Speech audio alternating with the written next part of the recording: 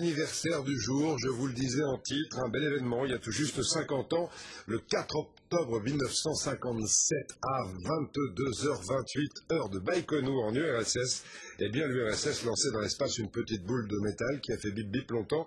C'était le premier de tous les satellites, Spoutnik, le début en fait de toute l'aventure spatiale. Christine Chapelle. Le 4 octobre 1957, les radioamateurs du monde entier découvrent avec stupeur que pour la première fois de l'histoire, un son leur parvient de l'espace. La dernière frontière était franchie. Un engin construit par l'homme voguait dans l'espace.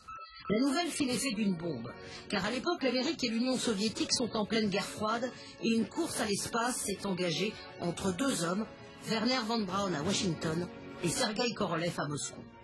Ce visionnaire a l'idée simple et géniale d'une boule d'aluminium remplie d'azote et de deux émetteurs radio.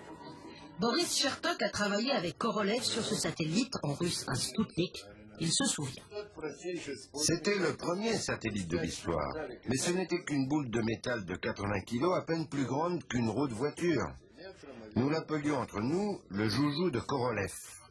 Et nous n'avions aucune idée de l'impact qu'aurait cette simple petite boule sur l'histoire de l'humanité. Les premiers essais de lancement entre mai et juillet 1957 sont des échecs. Ce n'est que le 4 octobre que Spoutnik sera enfin sur orbite. Les Russes ont gagné la première manche, les Américains sont furieux.